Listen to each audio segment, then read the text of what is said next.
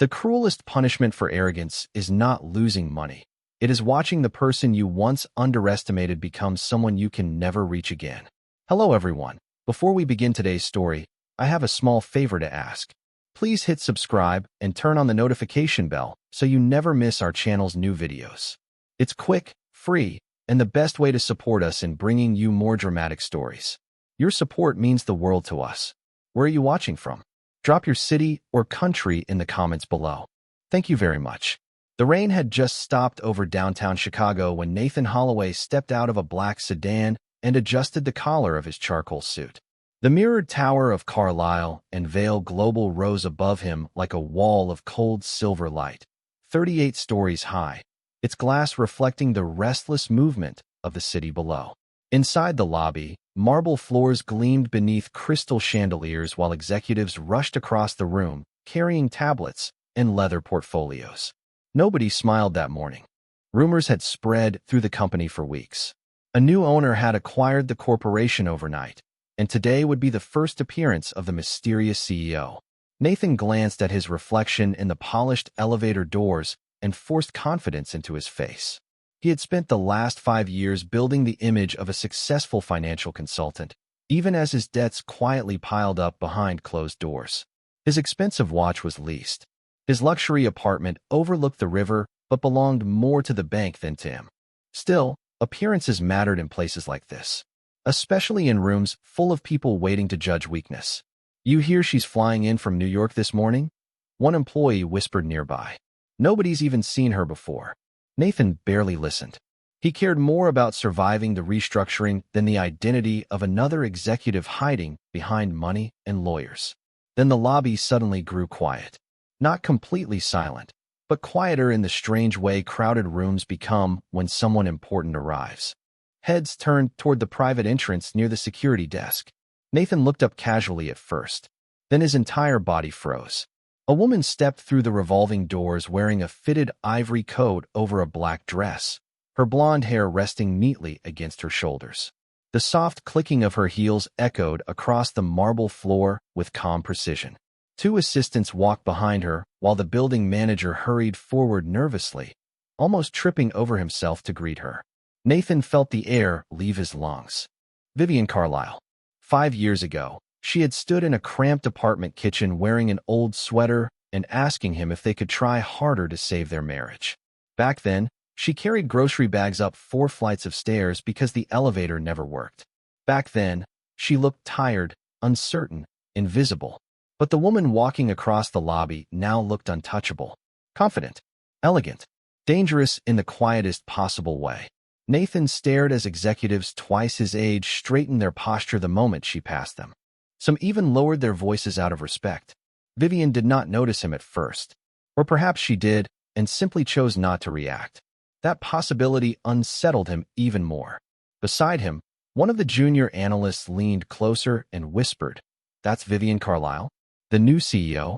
Nathan swallowed hard without answering. Vivian finally stopped near the elevators. Slowly, she lifted her eyes toward him. No anger, no bitterness. Just a calm expression so distant it made him feel smaller than he had ever felt before. Then the elevator doors slid open behind her, and before stepping inside, she said 6 words that made Nathan's blood run cold. "Mr. Holloway, I'll see you upstairs." Nathan remained frozen long after the elevator doors closed behind Vivian Carlisle. Around him, the lobby slowly came back to life, but the atmosphere had changed.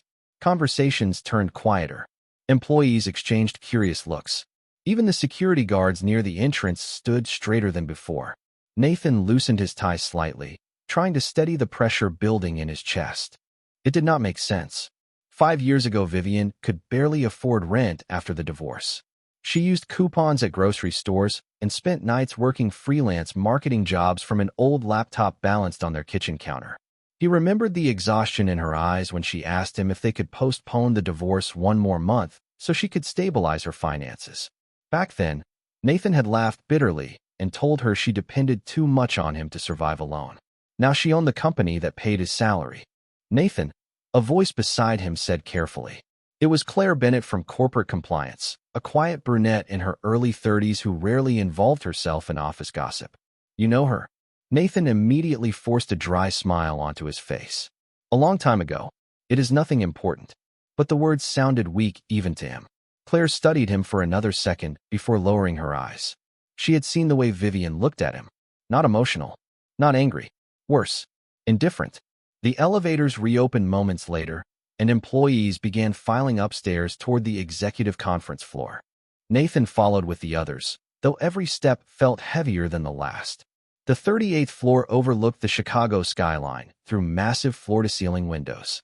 A long black conference table stretched across the room beneath modern pendant lights while assistants arranged crystal water glasses beside leather folders embossed with the company logo. Senior executives spoke in controlled whispers, pretending calm while quietly trying to guess what kind of leader Vivian Carlisle would be. Nathan sat halfway down the table, adjusting the cuff of his shirt while several co-workers glanced toward him more often than before. The rumors were already spreading. He could feel it. The assistant director beside him leaned over slightly. "So you really knew her before all this?" Nathan gave a restrained chuckle. "Not the version you see now." A few people nearby smirked softly at that comment, assuming there was some embarrassing history behind it. Nathan allowed the misunderstanding to hang in the air because it made him feel less powerless. He wanted control back, even if only for a moment.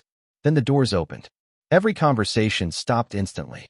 Vivian entered with calm precision, carrying a slim black folder beneath one arm. Behind her walked Damian Whitmore himself, chairman of Whitmore Capital and one of the most influential investors in the country. Nathan felt his stomach tighten the moment he recognized him from financial magazines and television interviews. Damian rarely appeared in public meetings personally. The fact that he stood beside Vivian told everyone in the room exactly how powerful she had become. Chairs quietly shifted across the conference room as executives stood to greet them. Nathan stood too, though slower than the others. Vivian acknowledged the room with a small nod before taking her seat at the head of the table. Damian sat beside her without saying a word. "Good morning," Vivian said calmly. Her voice carried through the room with effortless control. "As of 8 o'clock this morning, Carlisle and Vail Global officially enters a new phase of leadership and restructuring." Nathan noticed something terrifying then. She was not nervous, not even slightly. The woman he once accused of being weak now commanded the room without raising her voice. During the presentation, Vivian spoke with precise clarity about market expansion, operational failures, and executive accountability. Every number was memorized, every answer immediate. Nathan tried to focus, but his attention kept drifting toward the subtle reactions around the room. People admired her, listened to her, respected her. The same woman he once dismissed as forgettable now held the future of everyone seated there in her hands. Then Vivian closed the folder in front of her and looked directly at Nathan for the first time since entering the room. The silence that followed felt sharp enough to cut glass. "Mr. Holloway," she said evenly, "please remain after the meeting. We need to discuss your position in the company." The conference room remained silent for several seconds after Vivian Carlisle spoke Nathan Holloway's name. Nobody reached for their water glasses. Nobody checked their phones. Every executive at the table suddenly became interested in the tension hanging between the new CEO and the man seated halfway down the room. Nathan forced himself to maintain composure even as heat crept up the back of his neck. "Of course," he replied carefully, trying to sound unaffected. Vivian gave a small nod before continuing the meeting as though nothing unusual had happened. But the damage was already done. People were watching him differently now, not as another consultant fighting to survive restructuring, but as a man personally connected to the most powerful woman in the building. And judging by the coldness in her eyes, not in a good way. The presentation resumed, but Nathan barely absorbed the numbers on the massive screen behind Vivian. His attention kept drifting toward the reactions around the table. Senior executives who had ignored him for months now whispered quietly while glancing in his direction. One of the directors typed something on her phone, and moments later another executive looked up from his tablet with visible curiosity. News traveled fast in companies like this, faster when scandal was involved. Claire Bennett sat near the far end of the table, unusually tense. She had worked at Carlisle and Vail long enough to recognize humiliation when she saw it beginning to form. And she could already sense the room turning against Nathan before anyone even knew the full story. Still, she said nothing. Nobody ever interrupted power while it was establishing itself. Vivian remained composed throughout the meeting. Calm, precise, untouchable. She spoke about future expansion into Seattle and Miami, about streamlining executive departments, about rebuilding the company's public image after years of unstable leadership. Every word sounded measured, effortless. Nathan hated how naturally she belonged in that chair. 5 years ago, she used to ask him whether navy or gray ties looked more professional before his meetings. Back then, she admired his ambition. Now she looked at him the way people looked at strangers in elevators. Toward the end of the meeting, Damian Whitmore finally spoke for the first time. His deep voice carried immediate authority across the room. "This company will no longer reward ego over competence," he said calmly. The new leadership team was chosen very carefully. Nathan noticed something then.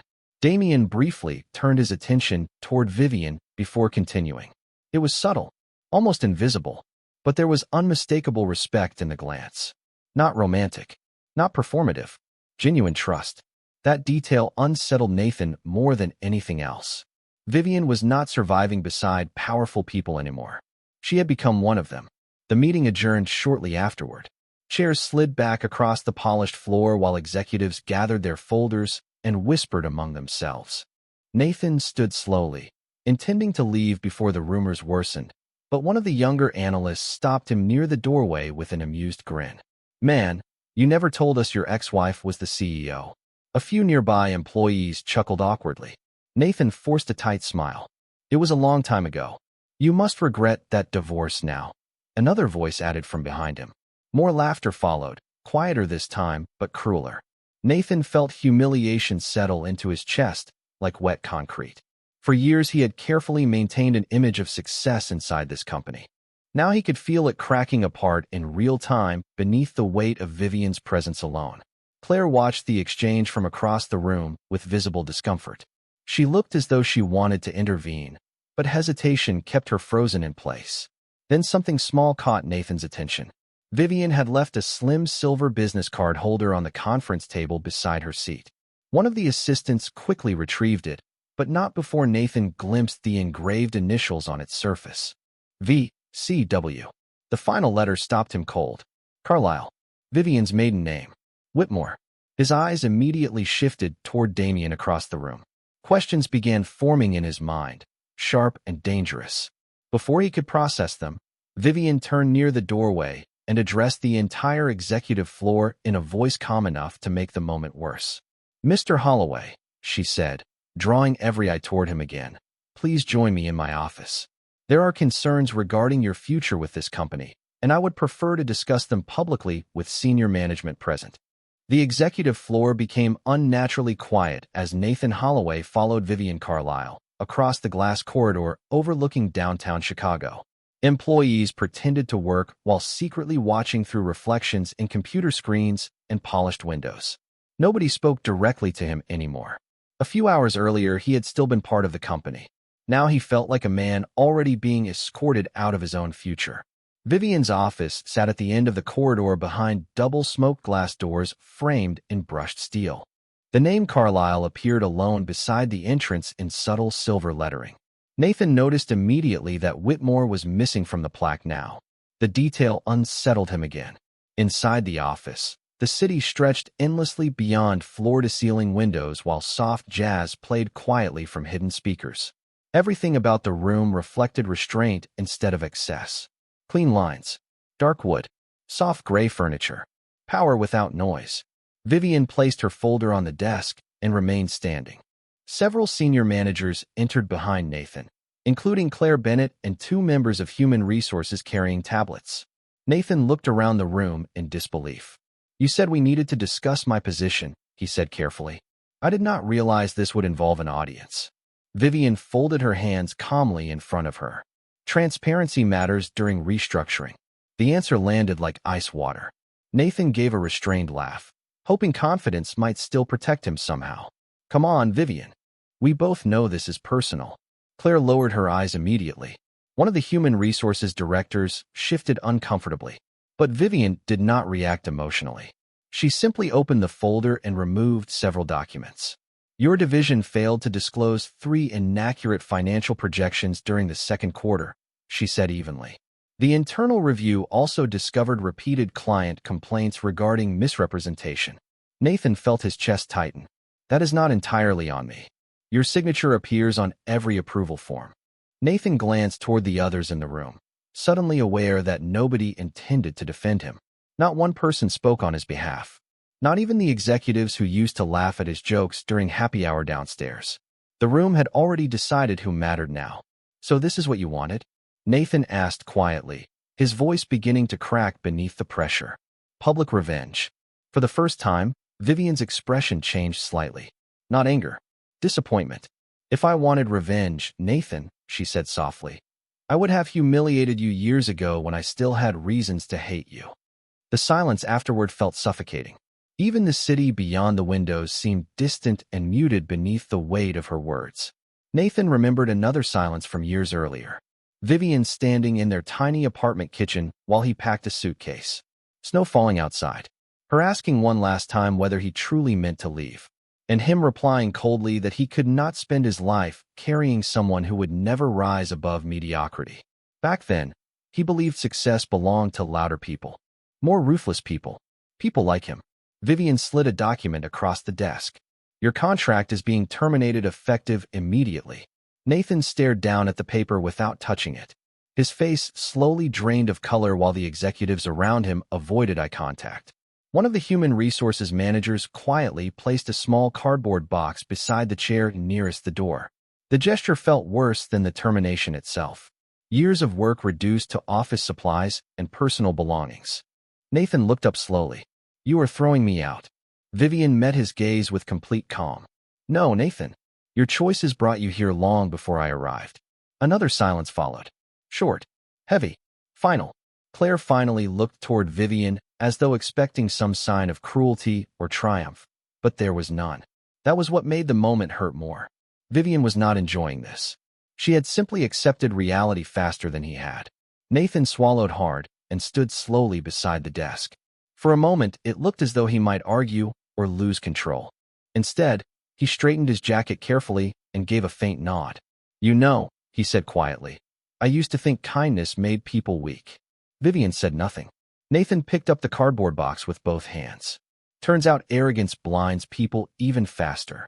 The room remained perfectly still as he walked toward the door carrying the small box against his chest. And just before he stepped out onto the executive floor filled with watching eyes, he heard Vivian say one final thing behind him.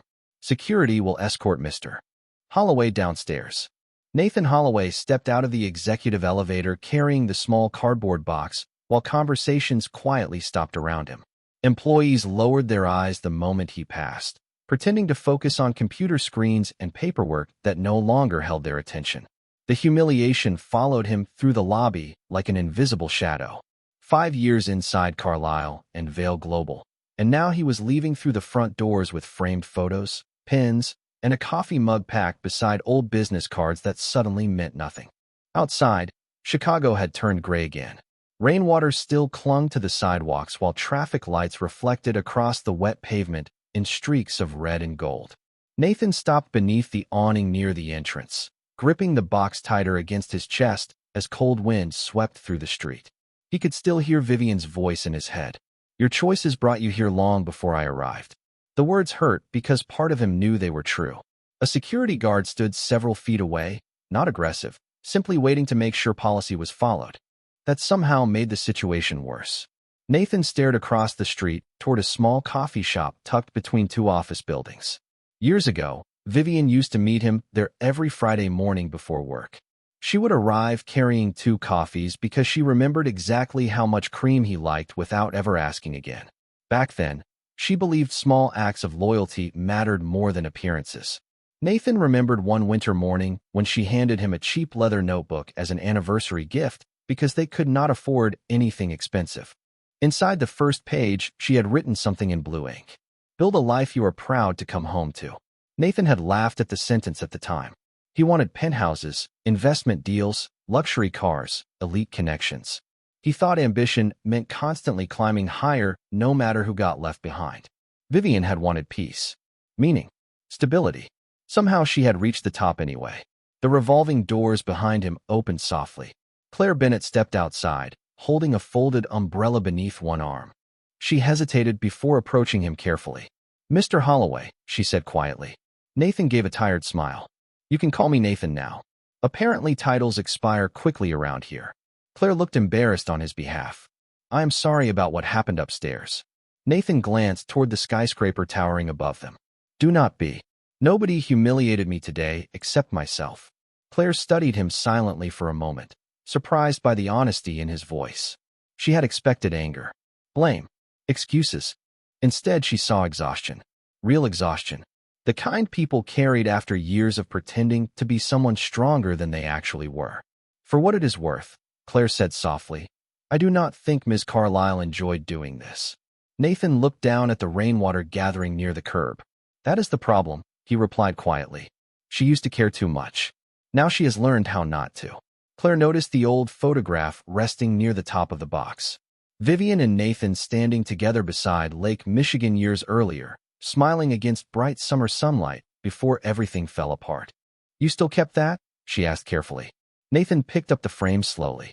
"She believed in me before anyone else did." His voice nearly broke at the end of the sentence, but he steadied himself before the emotion could fully surface. Claire opened her umbrella and offered a sympathetic smile. "People do not usually lose everything in one day," she said. "Most of the time, they lose it one choice at a time." Nathan gave a faint nod. "Vivian tried to tell me that once." For several quiet seconds, neither of them spoke. The sounds of the city drifted around them. Taxi horns, distant sirens, rain tapping softly against glass. Then suddenly the atmosphere changed. A long black Rolls-Royce pulled smoothly to the curb directly in front of the building. The engine settled into silence as employees near the entrance instinctively turned toward it. Nathan looked up slowly. The driver stepped out first, then moved to open the rear passenger door with immediate respect. And the moment Nathan saw Damian Whitmore emerge from the car, holding a single ivory envelope in his hand, he realized the day was not over yet. The black Rolls-Royce remained motionless at the curb while rainwater shimmered beneath the streetlights around it. Employees near the lobby entrance instinctively stepped aside the moment Damian Whitmore emerged from the back seat.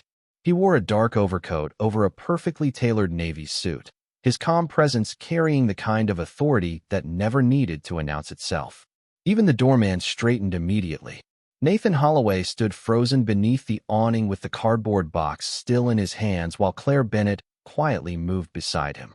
Damian's eyes landed briefly on Nathan before shifting toward the Tower of Carlyle and Vale Global above them. No surprise appeared on his face, almost as if he had expected to find Nathan standing there exactly like this. Defeated, exposed, smaller than his own pride had ever allowed him to imagine. Then Damian approached them directly. "Mr. Holloway," he said evenly. Nathan struggled to answer without sounding shaken. "Mr. Whitmore."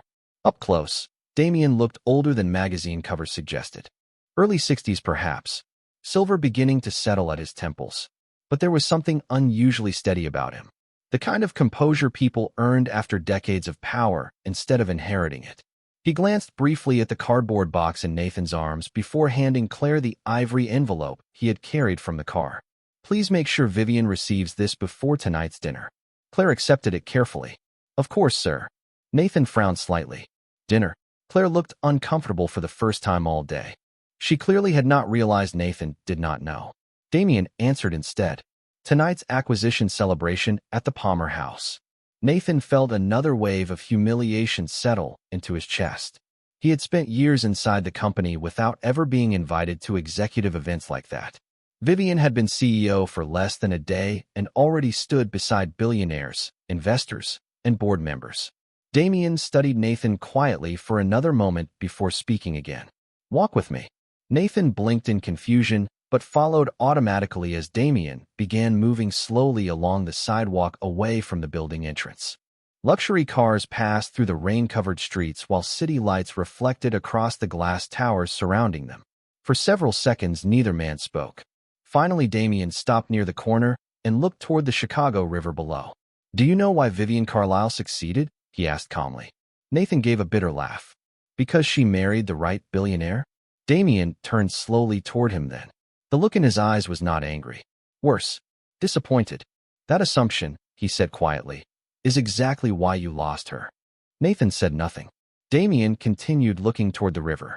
5 years ago, Vivian arrived at one of my seminars carrying a broken laptop and wearing shoes held together by glue.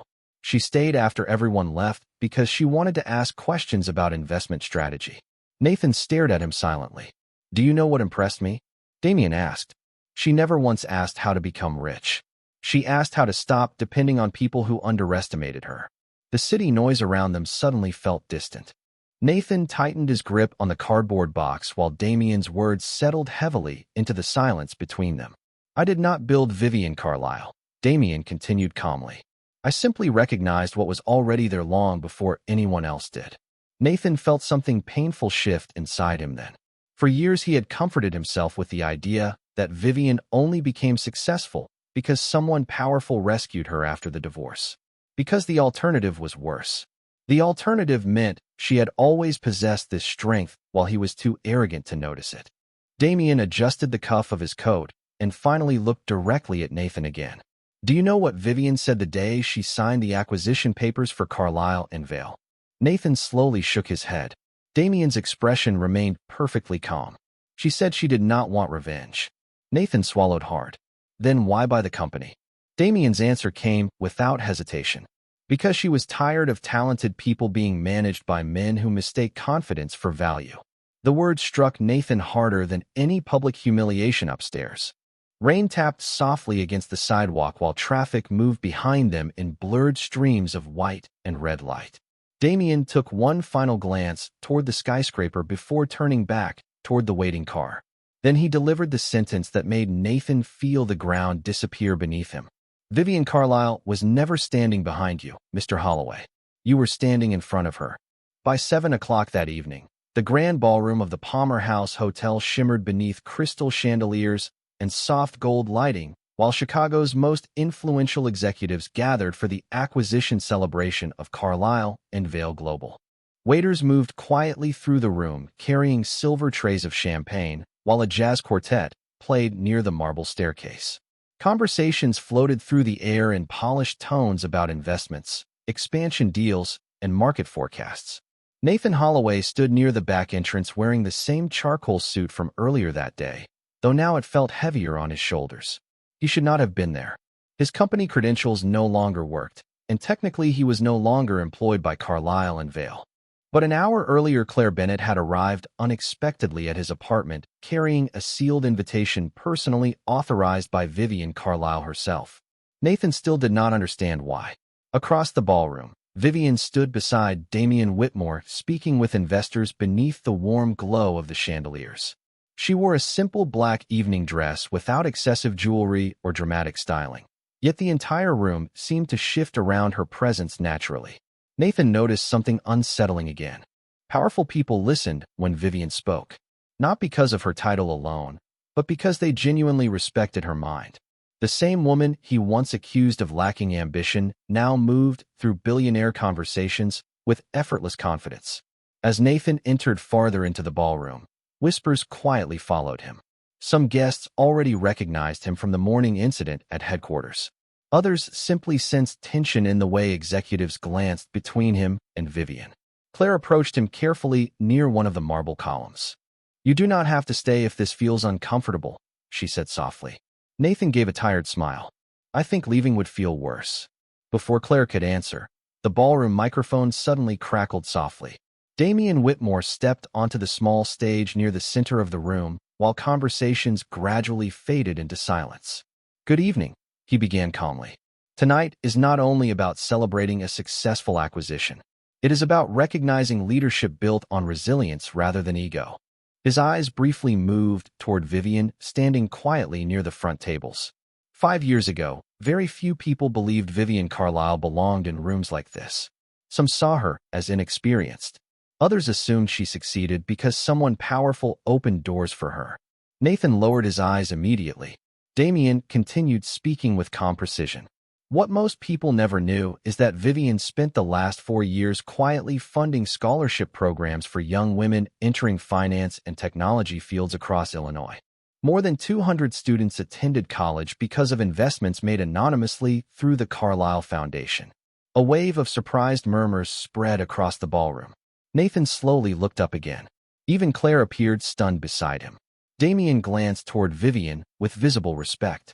She also paid the medical expenses of 3 former employees during the pandemic after this company refused to extend healthcare support. Several executives near the stage shifted uncomfortably. Nathan felt something tighten painfully in his chest. All this time, while he chased appearances and status, Vivian had been building something far more meaningful without demanding recognition for any of it. Then Claire suddenly stepped forward before fear could stop her. Her voice trembled slightly, but remained clear enough for nearby guests to hear. "It was Ms. Carlyle who stopped the layoffs this morning too," she said quietly. The room turned toward her. Claire swallowed hard before continuing. "The board originally planned to cut nearly 200 employees after the acquisition. She refused to approve it." More silence followed. Nathan looked toward Vivian instinctively. She seemed almost uncomfortable with the attention now gathering around her. "People's lives are not numbers on spreadsheets," Vivian said calmly from across the ballroom. "I only corrected a decision that should never have been proposed in the first place." Nobody spoke after that. The atmosphere inside the ballroom had changed completely. Earlier that morning, many people viewed Vivian Carlyle as a mysterious executive who had suddenly appeared from nowhere. Now the room looked at her with something entirely different. Admiration, respect, even awe. Nathan noticed the shift most clearly in the faces of the employees from Carlyle and Vale standing near the back of the ballroom. They no longer whispered about Vivian with curiosity. They looked at her the way exhausted people look at someone they finally trust. Damien lifted his champagne glass slightly toward the crowd. "To Vivian Carlyle," he said evenly. "The woman who never needed revenge to prove she had already won." The atmosphere inside the Palmer House ballroom felt completely different after Damien Whitmore's speech. Conversations no longer carried the shallow excitement of corporate networking. Something more genuine had settled over the room. Respect.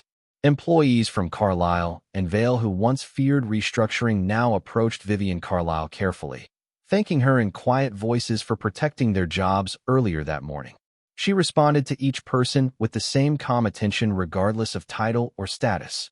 Nathan Holloway watched from near the back of the ballroom beside one of the marble pillars, still holding the untouched glass of champagne someone had handed him an hour earlier. For the first time in years, he felt invisible in a room where he used to fight desperately to be noticed. But strangely, the feeling no longer came from humiliation alone. It came from clarity. Across the ballroom, Claire Bennett stood speaking with several junior employees from the accounting department. Nathan overheard fragments of their conversation as he passed nearby. She personally reviewed every layoff proposal herself. One employee whispered, "Do you realize how unusual that is?" Another nodded quietly. "Most executives never even learn our names." Nathan lowered his eyes.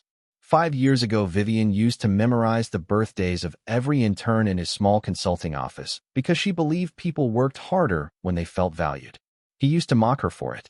Said leadership required emotional distance. Said kindness made people inefficient. Now he stood in a ballroom filled with people whose loyalty Vivian had earned without fear or manipulation. Damien Whitmore eventually stepped away to greet investors near the stage, leaving Vivian briefly alone near the windows overlooking downtown Chicago. Nathan hesitated before approaching her slowly. The city lights reflected softly across the glass behind her, while snow-like rain drifted through the darkness outside. Vivian noticed him immediately, but did not move away. "I wanted to thank you," Nathan said quietly after several seconds.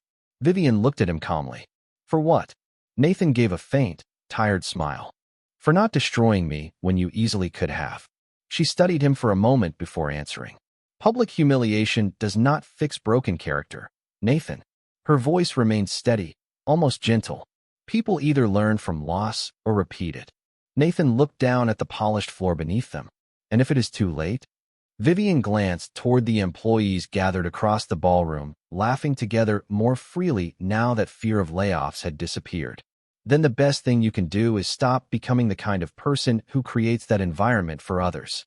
The words landed softly, but they carried more weight than anger ever could. Before Nathan could respond, Claire approached them, carefully holding a folder against her chest. "Ms. Carlyle," she said nervously, "the board members approved the mentorship initiative." Vivian's expression softened slightly for the first time all evening. "Good," she replied. "Then begin offering positions internally before we recruit outside applicants." Claire blinked in surprise. "You want the junior employees promoted first?" Vivian nodded. "The company spent years rewarding confidence over integrity. That changes now." Nathan watched Claire's face shift from professional politeness into genuine admiration. It was the same look spreading quietly throughout the entire ballroom. Vivian was no longer simply respected because of wealth or authority. People trusted her. That realization hurt Nathan more deeply than losing his job ever could. A few moments later, several executives approached Vivian personally to congratulate her on the restructuring plan. Some of the same people who had whispered about her earlier that morning now spoke with visible sincerity. Nathan stepped aside silently while watching the transformation happen in real time. Nobody looked at Vivian with suspicion anymore. Nobody questioned whether she belonged in rooms like this. She had changed the entire emotional atmosphere around her simply by refusing to become cruel after gaining power. Nathan slowly walked toward the windows overlooking the city while the ballroom continued glowing warmly behind him. He thought about the years he spent chasing status while dismissing patience, loyalty, and compassion as weaknesses. Vivian had possessed all those qualities from the beginning. He had simply been too arrogant to recognize their value until the moment he lost her completely.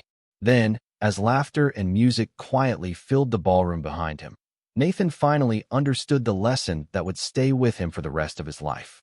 Vivian Carlyle did not become extraordinary after the divorce. She had always been extraordinary. He was just too small back then to see it. The celebration at the Palmer house slowly softened into quieter conversations as the night moved past 10 o'clock. The jazz quartet continued playing near the ballroom staircase, while rain drifted gently against the tall windows overlooking downtown Chicago. Most of the investors and executives had already left, but employees from Carlyle and Vail remained gathered in small groups around the ballroom, speaking more freely than they had in years. For the first time in a long time, people inside the company looked hopeful instead of afraid. Vivian Carlyle stood near one of the long windows with a warm cup of coffee in her hands rather than champagne. The city lights reflected softly across the glass beside her, while snow-like rain continued falling over the streets below. Damian Whitmore had stepped outside to take a phone call, leaving her alone for a rare moment of silence after an exhausting day. Then she heard careful footsteps approach behind her. Nathan Holloway stopped several feet away, no longer carrying the confidence he once wore like armor. The arrogance that had defined him for years seemed gone now, replaced by something quieter, more honest. Vivian turned toward him calmly. For a few seconds, neither of them spoke. The ballroom noise faded into the background while old memories seemed to settle silently between them. Nathan finally looked down at his hands before speaking. "I spent years convincing myself you became successful because someone powerful helped you," he admitted quietly. "It was easier than admitting I walked away from someone extraordinary." Vivian remained silent, letting him finish. Nathan gave a faint smile, filled more with regret than bitterness. "I think that is the first honest thing I have said to myself in a very long time." The sincerity in his voice carried no manipulation now. No excuses. No attempts to regain what he lost. Just truth. Vivian slowly set the coffee cup down beside the window. "People change when life humbles them," she said softly. Nathan nodded once. "I deserved what happened today." "No," Vivian replied gently. "You deserve the consequences of your choices. There is a difference." Nathan looked at her carefully then, as if realizing that even after everything, she still refused to become cruel. That realization seemed to affect him more deeply than any punishment could have. Across the ballroom, Claire Bennett suddenly approached them holding a folder against her chest, though she looked hesitant about interrupting. "I am sorry," she said nervously, "but I wanted to thank you personally before tonight ends." Vivian smiled faintly. "For what?" Claire opened the folder and handed her a document. "The board officially approved the employee mentorship program this evening, and they voted unanimously to appoint me as director of operations under the new leadership team." Surprise crossed Vivian's face for the first time that night. "You earned it, Claire." Claire's eyes softened with emotion. Nobody ever noticed people like me before you arrived. Nathan quietly stepped aside while watching the exchange unfold. He remembered how often Claire's ideas had been ignored in meetings simply because she was soft-spoken. Vivian had recognized her value almost immediately. That was the difference between them. Nathan spent years looking for impressive people. Vivian looked for overlooked people. Claire smiled gratefully before leaving them alone again. A comfortable silence settled near the windows afterward while the ballroom lights glowed warmly around them. Finally, Nathan reached into the pocket of his suit jacket and carefully removed the old photograph from the cardboard box earlier that day. The picture showed him and Vivian years ago beside Lake Michigan, standing close together against bright summer sunlight before ambition, pride, and disappointment changed everything. Nathan looked down at the photograph for several seconds before handing it gently to her. "You should keep this," he said quietly. Vivian accepted the frame carefully, not because she wanted to return to the past, but because some memories deserved peace instead of bitterness. Nathan took a slow breath before stepping back.